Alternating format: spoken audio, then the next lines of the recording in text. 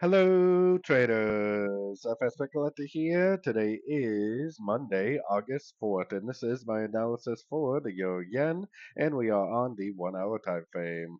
So on the Euro Yen, we definitely did break structure to the downside right here last week.